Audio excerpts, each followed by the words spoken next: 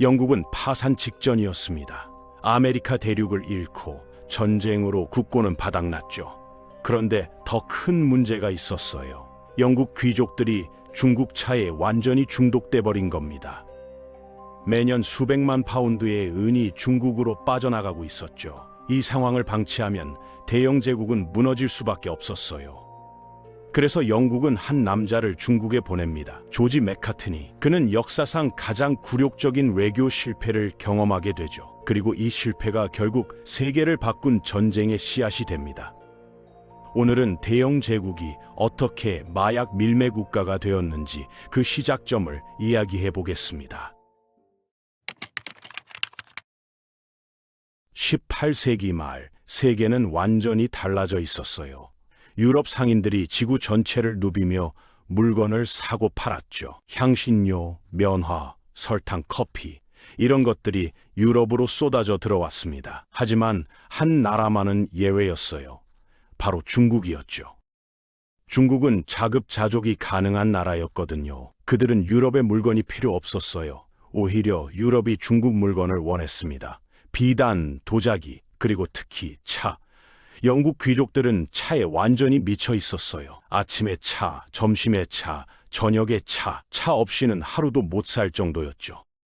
문제는 중국이 이걸 알고 있었다는 겁니다. 그래서 중국 황제는 아주 교묘한 시스템을 만들었어요. 외국 상인들은 오직 광저우 한 곳에서만 장사할 수 있었습니다. 그것도 홍이라는 중국 상인 조합을 통해서만 거래가 가능했죠. 마음대로 중국 땅을 돌아다니는 것도 금지였어요. 유럽 상인들은 화가 났습니다. 그들은 자유무역을 믿었거든요. 9개월이나 배를 타고 와서 한 도시에서만 장사하라니요? 말도 안 되는 소리였죠. 그래서 밀수가 시작됐어요. 해적들도 늘어났고요. 하지만 중국은 꿈쩍도 하지 않았습니다. 1780년대에 한 사건이 터집니다. 동인도 회사 직원 한 명이 광저우를 떠나 강을 거슬러 올라간 거예요. 부패한 중국 관리들에게 직접 항의하겠다는 거였죠. 그는 자신이 합리적으로 행동한다고 생각했을 겁니다. 영국에서라면 당연히 그렇게 할 수 있었으니까요. 하지만 중국인들한테는 충격이었어요. 이 외국인이 감히 황제의 시스템을 무시하고 멋대로 돌아다닌 겁니다. 중국 입장에서는 완전히 선을 넘은 행동이었죠. 그래서 중국은 더 강력한 규제를 만들었습니다. 이제 외국인들은 거의 감옥 수준으로 통제받게 됐어요. 그런데도 영국은 차를 계속 사야 했어요. 1790년대가 되자 영국은 매년 1천만 파운드의 차를 수입하고 있었습니다. 차 수입세만으로도 정부 수입의 10%를 차지했죠. 차는 이제 영국 경제의 핵심이었어요. 끊을 수가 없었습니다. 여기서 진짜 문제가 시작돼요. 영국이 중국한테 팔 물건이 없었던 겁니다. 중국은 영국 물건에 관심이 없었어요. 그래서 영국은 은으로 결제할 수밖에 없었죠. 매년 수백만 파운드의 은이 중국으로 빠져나갔습니다. 영국의 은이 계속 고갈되고 있었어요. 설상가상으로 1776년 미국이 독립했습니다. 영국은 아메리카 식민지를 잃었죠. 식민지를 유지하려던 전쟁 비용도 엄청났어요. 게다가 유럽에서도 계속 전쟁을 벌이고 있었고요. 동인도 회사도 인도를 정복하느라 빚더미에 앉아 있었습니다. 무려 2,800만 파운드의 빚이었어요. 영국은 위기였습니다. 세계를 지배하는 대영 제국이 돈이 없었던 거예요. 그런데 중국한테는 계속 은을 퍼줘야 하는 상황. 이대로는 안 됐죠. 뭔가 해결책이 필요했습니다. 그래서 1792년 영국 정부는 결단을 내립니다. 공식 외교 사절단을 중국에 보내기로 한 거예요.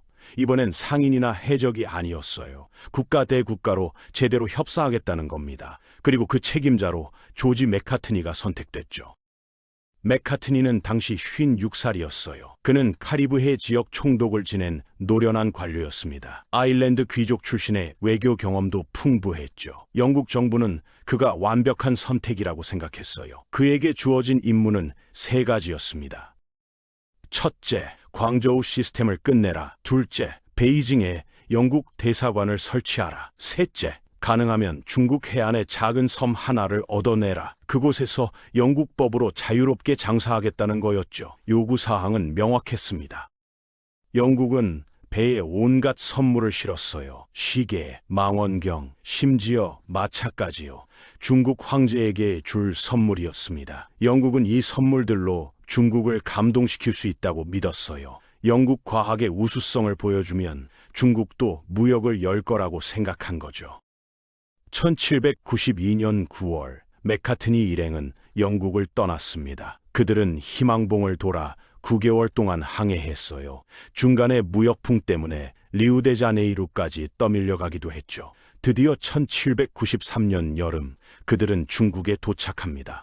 맥카트니는 처음부터 규칙을 어겼어요. 그는 광저우가 아니라 베이징 근처 항구에 정박하고 싶다고 했습니다. 중국 관리들은 난색을 표했죠. 하지만 맥카트니는 영리했어요. 황제님께 드릴 귀중한 선물이 있는데 육로로 가다가 깨질까봐 걱정됩니다라고 했죠. 중국 관리들이 허락했습니다. 맥카트니 일행은 대운하를 통해 베이징으로 올라갔어요. 그곳에서 선물을 조립하고 준비했죠. 그리고 마지막 단계가 남아 있었습니다. 만리장성을 넘어 열하의 여름 궁전으로 가는 것. 그곳에서 건륭제를 만나게 되는 거죠. 드디어 황제를 아련하는 날이 왔습니다. 그리고 문제가 터졌어요.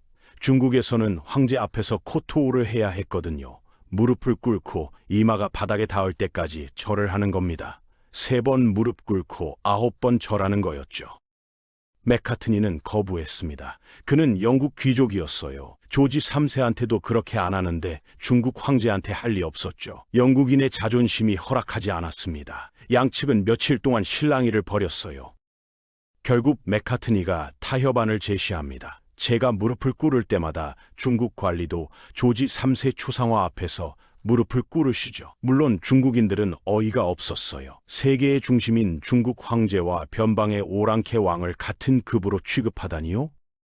논란 끝에 맥카트니는 그냥 한쪽 무릎만 꿇었습니다. 조지 3세한테 하던 방식대로요. 중국인들은 불쾌했지만 그냥 진행했죠. 하지만 이미 분위기는 틀어진 상태였어요. 아련이 시작됐습니다. 맥카트니는 준비한 선물들을 보여줬어요. 시계, 망원경, 천체의, 마차, 영국 과학기술의 정수였죠. 맥카트니는 이것들이 중국을 감동시킬 거라 믿었습니다. 그래서 무역을 개방할 거라고요. 하지만 여기서도 오해가 생겼어요. 중국 조정은 이걸 조공으로 받아들인 겁니다. 변방의 오랑캐들이 황제님께 경의를 표하는 거라고 생각한 거죠. 반면 영국은 이게 평등한 거래의 시작이라고 봤어요. 서로 완전히 다른 해석이었습니다.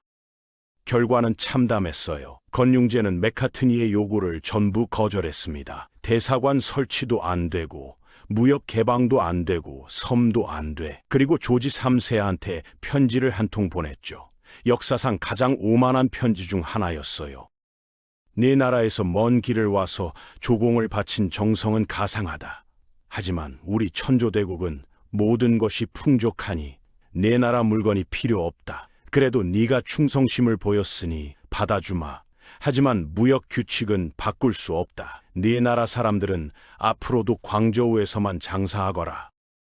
맥카트니는 빈손으로 돌아갔습니다. 1년 넘게 항해하고 엄청난 돈을 쓰고 온갖 준비를 했지만 결과는 제로였어요. 영국 정부는 충격을 받았죠. 외교로는 안 된다는 걸 깨달은 겁니다. 그러면 어떻게 해야 할까요? 영국은 여전히 차를 사야 했어요. 은은 계속 빠져나가고 있었고요. 동인도 회사 빚은 늘어만 갔습니다. 영국은 절박했어요. 반드시 중국한테 팔 수 있는 뭔가를 찾아야 했죠. 그래서 그들이 찾아낸 게 바로 아편이었습니다. 영국은 인도에서 아편을 재배하고 있었거든요. 그리고 중국에는 아편 중독자들이 이미 있었어요. 수요가 있었던 겁니다. 물론 중국에서는 아편이 불법이었죠. 하지만 영국은 상관하지 않았어요. 1830년대가 되면 영국은 매년 수백만 파운드의 아편을 중국에 밀수출하게 됩니다. 차 대금을 아편으로 받는 거죠. 이제 은이 중국에서 영국으로 흘러가기 시작했어요. 완전히 반대가 된 겁니다.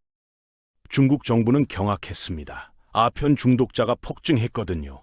사회가 무너지고 있었어요. 그래서 중국은 강력하게 단속하기 시작했죠. 아편을 불태우고 밀수업자를 체포했습니다. 하지만 이번에는 영국이 가만히 있지 않았어요. 1839년 영국은 군함을 보냅니다. 이유는 간단했어요. 자유무역을 방해하지 마라. 아편 밀매를 자유무역이라고 부르는 뻔뻔함이었죠. 하지만 영국은 진심이었어요. 차를 사려면 아편을 팔아야 했으니까요. 이렇게 1차 아편 전쟁이 시작됩니다. 세계 최강국 영국과 천조대국 중국의 충돌. 결과는 중국의 참패였어요. 영국의 증기선과 대포를 중국은 막을 수 없었죠. 전쟁은 중국의 굴욕으로 끝났습니다. 모든 게 1792년 맥카트니의 실패에서 시작됐어요. 만약 그때 중국이 무역을 열었다면 어땠을까요? 아편 전쟁은 없었을까요? 역사에 만약은 없지만 한 가지는 확실합니다. 차 한 잔이 전쟁으로 이어질 수 있다는 것, 그리고 자존심이 역사를 바꿀 수 있다는 것.